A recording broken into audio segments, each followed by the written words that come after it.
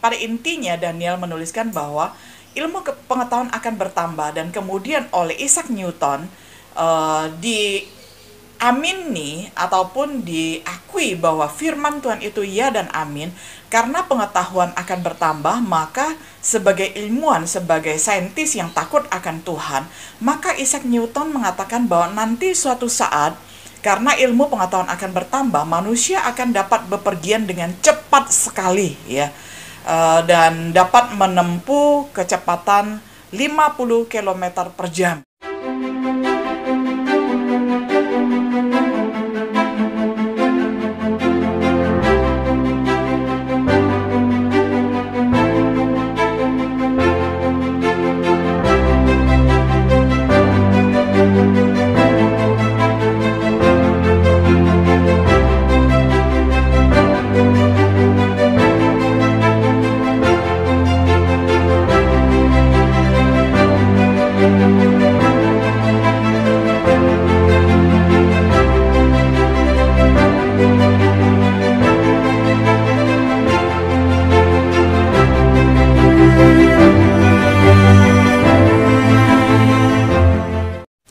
Shalom sahabat setia yang dikasihi oleh Tuhan. Jumpa lagi di dalam acara Renungan Sahabat Setia. Hari ini kita akan merenungkan satu tema, yakni Allah pencipta semesta, atau bisa juga kita katakan Allah Khalik langit dan bumi. Kita akan membaca bersama-sama dari Mazmur 8 ayat 3 sampai ayatnya yang ke-6. Jika aku melihat langitmu, buatan jarimu, bulan dan bintang-bintang yang kau tempatkan, apakah manusia sehingga engkau mengingatnya? Apakah anak manusia sehingga engkau mengindahkannya? Namun engkau telah membuatnya hampir sama seperti Allah, dan telah memahkotainya dengan kemuliaan dan hormat. Engkau membuat dia berkuasa atas buatan tanganmu, dan segala-galanya telah kau letakkan di bawah kakinya. Saudaraku yang dikasihi oleh Tuhan, pemazmur yakni Raja Daud adalah raja yang multitalenta. Dia banyak menciptakan puisi, banyak menulis lagu, yakni menulis mazmur-mazmur, dan bahkan juga menulis amsal. Nah, dia juga adalah seorang musisi karena dia pandai bermain kecapi dan dia juga pandai di dalam menari. Nah, saudara, apa yang mengilhaminya atau menginspirasi dia ketika menciptakan banyak lagu dan juga menciptakan banyak puisi? Nah, salah satunya adalah ketika dia memandang di langit pada waktu malam hari, dia melihat bintang-bintang dan dia mengagumi Allah sebagai Allah yang menciptakan bintang yang begitu kerlap-kerlipnya indah sekali. Dan sebenarnya di semesta ini bukan saja dikagumi oleh Daud, tetapi banyak sekali komponis besar seperti Wolfgang Amadeus Mozart. Dia ini mengarang lagu sejak dari kecil. Ketika berumur sekitar 5 tahun, di tengah malam dia memandang ke langit dan dia melihat bintang kelap-kelip, ya. Walaupun bintang itu dari jauh kelihatan kecil, akhirnya dia menciptakan satu lagu legendaris, lagu yang terkenal yang sampai hari ini dinyanyikan oleh orang-orang di seluruh dunia, yakni lagu Twinkle Twinkle Little Star, How I Wonder What You Are, ya. Itu adalah lagu yang luar biasa karena terinspirasi melihat langit buatan Tuhan. Nah, saudaraku yang dikasihi oleh Tuhan, Allah pencipta semesta, Allah Khalik langit dan bumi. Apakah Anda atau apakah saudara tahu bahwa banyak kebenaran tentang dunia kita yang tertulis di dalam Alkitab ratusan atau bahkan ribuan tahun sebelum ilmu pengetahuan menemukan mereka. Nah, jadi Alkitab ini sesungguhnya berisi ada begitu banyak pengetahuan dan bahkan seluruh prinsip ilmu ada di dalam Alkitab. Hanya Alkitab bukan textbook dari ilmu pengetahuan, tetapi Alkitab berisi seluruh prinsip ilmu-ilmu yang ada, sehingga para ilmuwan, para saintis sesungguhnya hanya menemukan saja dalam tanda kutip. Karena apa? Karena sebelum mereka menemukan teori tentang banyak hal di alam semesta ini, tentang bumi, bulat, dan sebagainya, saudara, Alkitab sesungguhnya ribuan tahun sebelumnya sudah menuliskannya.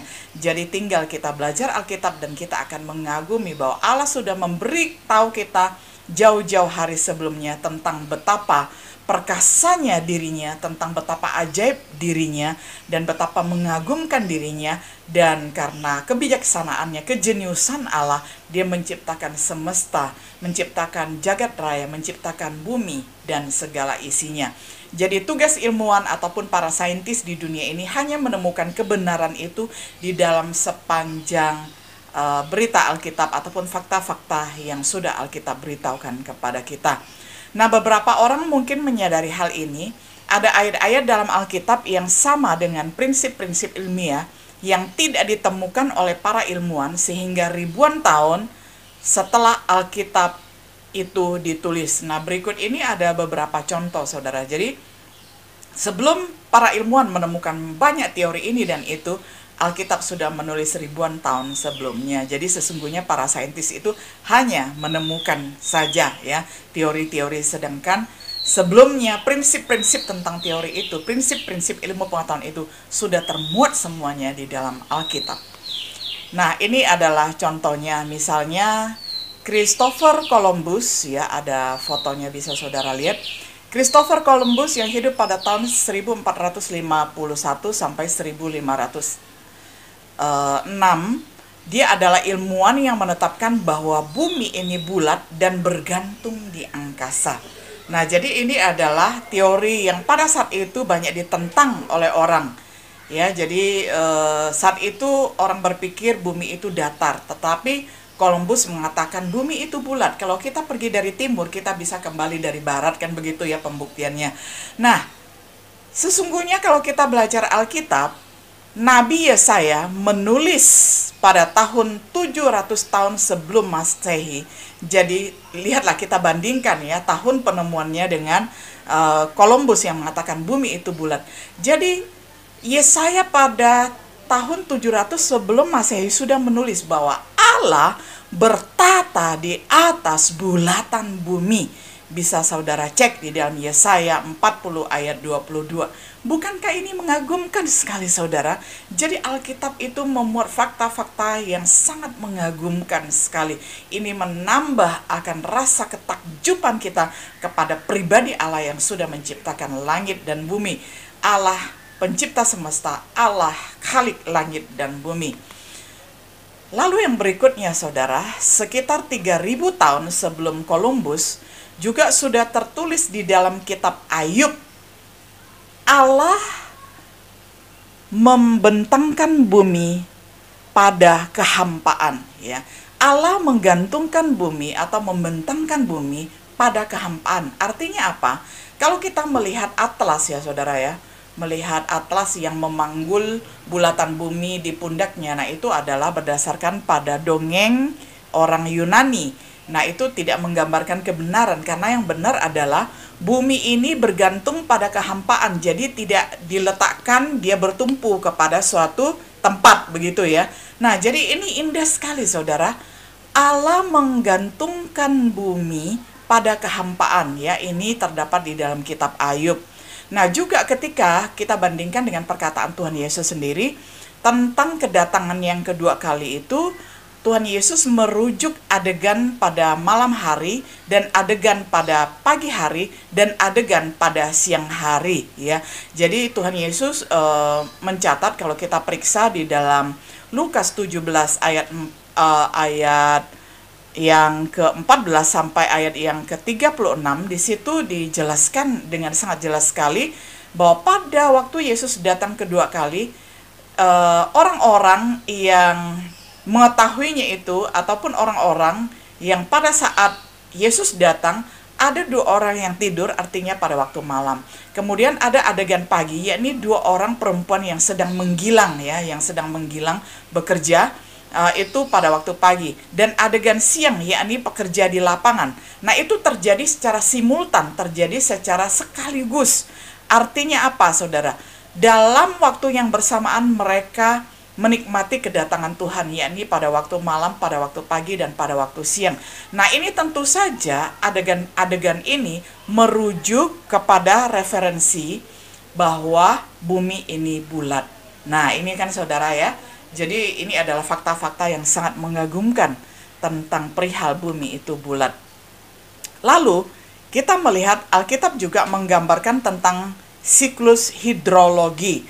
Nah, di dalam banyak ayat dan di dalam berbagai ayat, Alkitab menggambarkan siklus hidrologi, proses di mana awan itu berarak, kemudian hujan diproduksi, dan kemudian air tanah diisi kembali.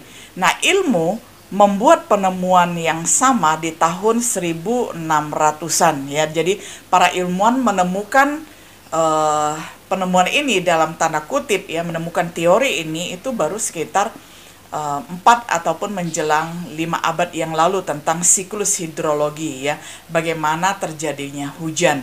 Nah, sedangkan Ayub jauh-jauh hari sebelum para ilmuwan, para saintis menemukannya, sudah menuliskannya di dalam pasal yang 36 ayat 27 sampai ayat yang ke-28.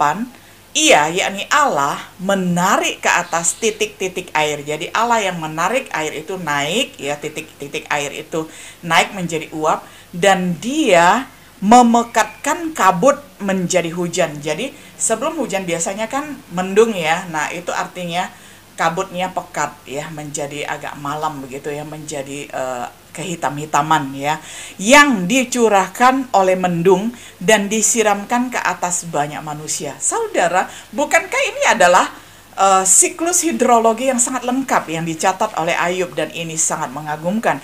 Dan kemudian Pengkhotbah di dalam pasal 1 ayat 7 juga dicatatkan, semua sungai mengalir ke laut, tetapi laut tidak juga menjadi penuh. Kemana sungai mengalir, ke situ sungai mengalir selalu.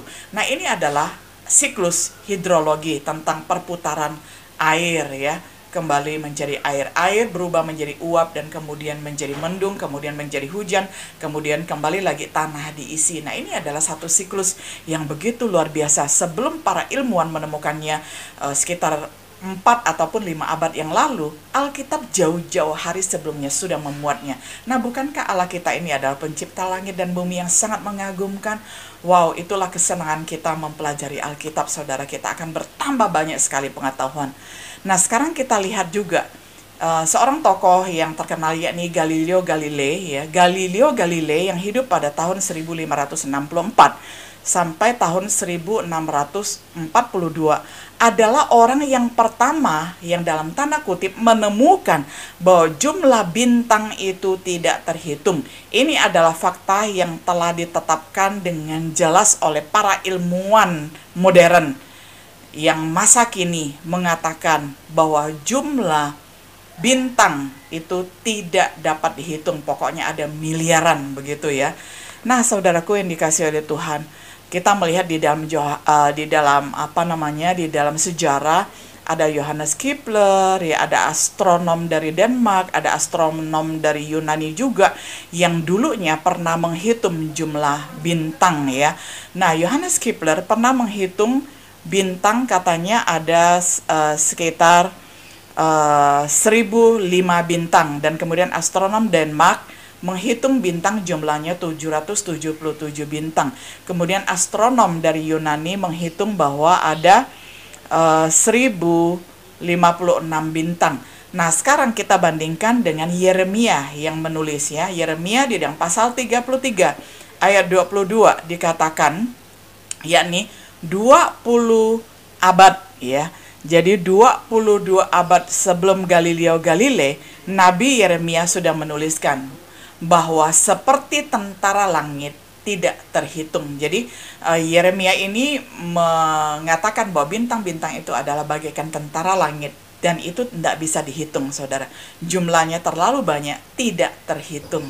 Nah, saudara, sekarang siapa yang mengklaim sudah menghitung semua benda-benda di angkasa? Wow, ya, pengetahuan manusia belum sampai ke sana. Dan para nabi-nabi juga mengatakan bahwa tentara langit, yakni jumlah bintang dan planet-planet dan galaksi-galaksi itu tidak terhitung. Luar biasa, saudara, Tuhan kita. Nah, kemudian kita lihat lagi hal yang lain. Alkitab juga menyatakan tentang keberadaan lembah dan mata air di laut. Ini menarik sekali, saudara. Sering sekali kita berpikir bahwa ketika Allah membuka tingkap-tingkap langit, sepertinya bahwa air itu akan ditambahkan ke bumi atau ditambahkan ke tanah atau ditambahkan ke samudra. Itu adalah air yang jatuh dari langit, ya. Seperti ketika Allah membuka tingkap-tingkap langit pada zaman Nuh, dikatakan bahwa Allah membuka tingkap-tingkap langit, maka hujanlah begitu lebat sehingga air, ya, membuat bahtera Nuh mengapung. Nah, tetapi saudara, ada fakta yang sangat mengagumkan bahwa sesungguhnya ada lembah dan mata air di laut. Jadi di dalam laut, saudara, ada dataran, ya. Di laut itu ada alasnya, ada kepingan kerak buminya, saudara. Kalau itu terbuka dan air meluap ke atas, itulah yang sering sekali kita kenal dengan sebutan terjadi tsunami. Karena apa? Air laut bisa naik sampai puluhan meter, ya, menutupi pohon kelapa dan bahkan ketinggian gedung-gedung yang begitu luar biasa. Nah, itu ada dicatat di dalam Alkitab kita, saudara, ya. Bisa dibaca di dalam Samuel 22, bisa juga dibaca di dalam Kejadian 7 dan sebagainya. Saudara, banyak sekali ayat Alkitab yang mencatat bahwa di bawah laut, di bawah samudra, ya, ketika kerak bumi itu, lempeng-lempeng bumi itu terbuka, maka ada air yang bisa meluap naik sampai tinggi sekali, ya, sehingga terjadi tsunami dan itu bisa membawa bencana yang luar biasa. Nah, sebelum orang menemukan bahwa itu namanya tsunami ataupun gelombang pasang atau apalah itu namanya, Alkitab jauh-jauh hari sudah mengatakan bahwa ada lembah dan mata air di laut. Bukankah ini mengagumkan sekali, saudara? Luar biasa. Bagi kita yang mencintai firman Tuhan, kita tidak akan kekurangan hikmat. Karena apa? Karena Allah sumber hikmat sudah menuliskan semuanya itu bagi manusia. Jadi ketika kita membaca Alkitab, mungkin puluhan kali dari Kejadian sampai Wahyu, mungkin ratusan kali dari Kejadian sampai Wahyu, itu selalu akan Tuhan tambahkan pengetahuan itu. Karena Alkitab tidak pernah expired, Alkitab tidak pernah kadaluarsa. Karena Allah itu adalah firman, dan firman itu adalah kekal adanya. Nah, bukankah itu indah sekali, saudara, ya?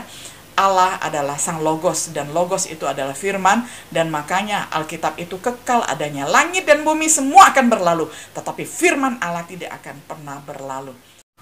Berikutnya, pada tahun 1643, dengan penemuan barometer, Evangelista Torricelli menemukan cara untuk mengukur kekuatan udara atmosfer, dan dengan demikian membuktikan bahwa udara memiliki berat ataupun memiliki massa.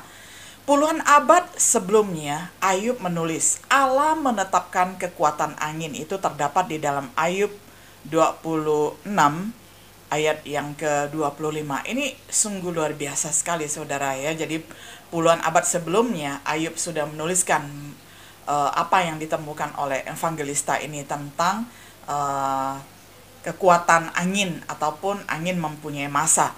Dan juga arus jet, saudara. Arus jet, ketinggian kekuatan permanen pemutar arus yang mempunyai suatu hubungan utama dengan sistem cuaca ditemukan oleh para saintis pada abad 19, berarti sekitar 2 abad yang lalu. Nah, namun 3000 tahun sebelumnya Raja Salomo telah menulis begini, angin bertiup ke selatan lalu berputar ke utara. Terus menerus dia berputar, dan dalam putarannya itu angin itu kembali. Betapa berhikmatnya, saudara, Salomo, ya, sudah menuliskan ini. Karena apa? Karena Allah memberikan firman kepada Salomo untuk dituliskan di dalam kitab Pengkhotbah 1 ayat 6, ya. Jadi para saintis menemukannya ini sebagai arus jet, ya, 2 abad yang lalu. Padahal 3000 tahun sebelumnya Raja Salomo sudah mengetahuinya dan sudah menuliskannya.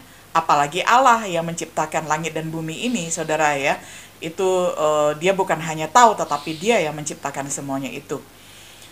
Nah, lalu saudara, ada satu fakta yang sungguh sangat inspiratif, yakni berkaitan dengan dua tokoh besar ya.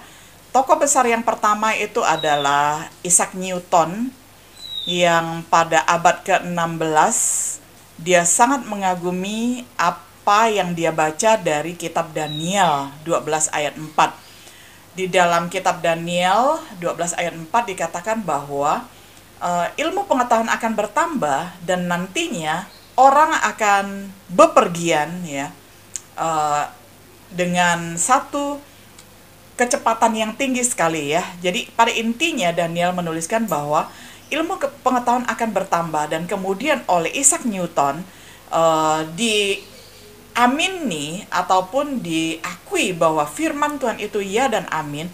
Karena pengetahuan akan bertambah, maka sebagai ilmuwan, sebagai saintis yang takut akan Tuhan, maka Isaac Newton mengatakan bahwa nanti suatu saat, karena ilmu pengetahuan akan bertambah, manusia akan dapat bepergian dengan cepat sekali ya, dan dapat menempuh kecepatan 50 km per jam. Nah, orang pada saat itu yang belum mengenal pesawat terbang pasti berpikir, mana mungkin orang bisa bepergian secepat itu. Dalam 1 jam bisa menempuh perjalanan 50 mil, mana mungkin. Nah, tetapi karena Isaac Newton percaya kepada firman Tuhan di dalam kitab Daniel, dia sudah mengatakannya ya. Dia sudah mengatakan bahwa satu saat akan ada alat transportasi yang namanya pesawat semacam itu ya, sehingga manusia dapat bepergian 1 jam menempuh jarak 50 mil ya, kilometer. Nah, kemudian ada seorang filsuf yang tidak percaya kepada Alkitab, yakni bernama Voltaire. Dia mengatakan dan mengenyek ya, kata orang di zaman sekarang itu membuli, karena mereka hidup satu zaman, jadi saling mengetahui perkembangan. Jadi dia melihat bahwa Isaac Newton mengatakan bahwa satu saat manusia akan dapat bepergian yang jauh sekali jaraknya hanya ditempuh dengan 1 jam saja, karena alat transportasi akan diciptakan. Nah, Voltaire, seorang filsuf yang tidak percaya kepada firman Tuhan, dia mengatakan, Isaac Newton itu semakin dia belajar Alkitab, semakin dia banyak pengetahuan, dia menjadi seorang yang seperti orang tua bangka ya. Jadi itu membuat dia itu menjadi semacam orang yang linglung ya. Itu pembulian yang dilontarkan oleh Voltaire kepada Isaac Newton. Nah, tetapi sekarang saudara, setiap diri kita di abad 21 ini yang sudah pernah naik pesawat terbang, kita akan mengatakan bahwa yang tua bangka itu adalah Voltaire, sedangkan yang benar itu adalah Isaac Newton. Karena apa? Karena Isaac Newton percaya kepada nubuatan kitab Daniel bahwa ilmu pengetahuan manusia akan bertambah dan manusia akan menciptakan alat transportasi yang super mutakhir ataupun canggih.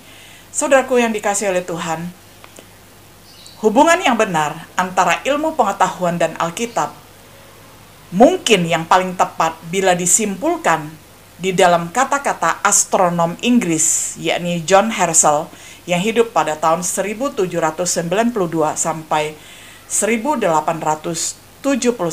Dia menyimpulkannya sebagai berikut. Semua penemuan manusia tampaknya dibuat hanya untuk tujuan konfirmasi lebih dan lebih kuat kebenaran yang terkandung di dalam kitab suci. Saya setuju sekali saudara bahwa semua penemuan manusia tampaknya dibuat hanya untuk tujuan konfirmasi lebih atau lebih kuat kebenaran yang terkandung di dalam kitab suci. Jadi ini adalah saintis yang takut akan Tuhan, yang mengembalikan segala kemuliaan untuk Tuhan. Bahwa para saintis itu hanya dalam tanda kutip menemukan, sedangkan pencipta alam semesta ini dan pencipta segala sesuatu ini itu adalah Allah yang besar, Allah yang maha tahu, Allah pencipta langit dan bumi, Sang Khalik langit dan bumi. Saudara, itulah indahnya kalau kita mencintai firman Tuhan itu siang dan malam. Kalau kita belajar Alkitab yang kita punya ini, saudara, tidak akan pernah ada expired dan kadaluarsanya.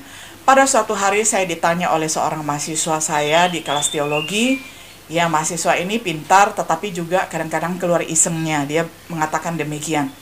Ibu ayah, kalau ibu bisa hidup seperti orang yang reinkarnasi, kalau dilahirkan kembali, ya, ibu mau minta sama Tuhan, ibu jadi apa? Masa jadi pendeta terus? Masa jadi dosen terus? Masa jadi penulis buku terus? Ibu mau jadi apa dong? Kalau ibu bisa dilahirkan kembali. Wah, akhirnya saya tersenyum ya, dan saya menjawab dia, ya. Saya menyukai mahasiswa yang cerdas ya, walaupun mereka itu suka guyon, suka iseng, saya layani ya, karena biasanya mahasiswa yang badung-badung itu kan yang pintar ya, saudara ya. Nah, saya mengatakan, mahasiswaku yang terkasih, kalau saya ataupun ibu ayah ini bisa dilahirkan kembali, maksudnya bisa reinkarnasi gitu ya, bisa terlahir ulang ya, saya tetap akan meminta kepada Tuhan menjadi hamba Tuhan saja.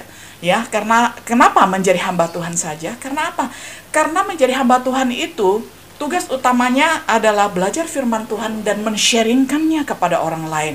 Karena Alkitab ini begitu berharga, memuat begitu banyak pengetahuan, betapa kayanya semua ada di sini. Jadi tugas kita adalah menggali kekayaan dari firman Tuhan itu dan kita bagikan. Alangkah bahagianya. Dan saya tidak mau terlahir sebagai profesi apapun juga selain sebagai hamba Tuhan. Karena menjadi hamba Tuhan terlalu indah, menjadi hamba Tuhan terlalu luar biasa, dapat menggali kebenaran firman Tuhan. Nah, kiranya ini boleh menjadi kesaksian yang indah untuk kita semuanya. Tuhan memberkati kita semuanya. Shalom.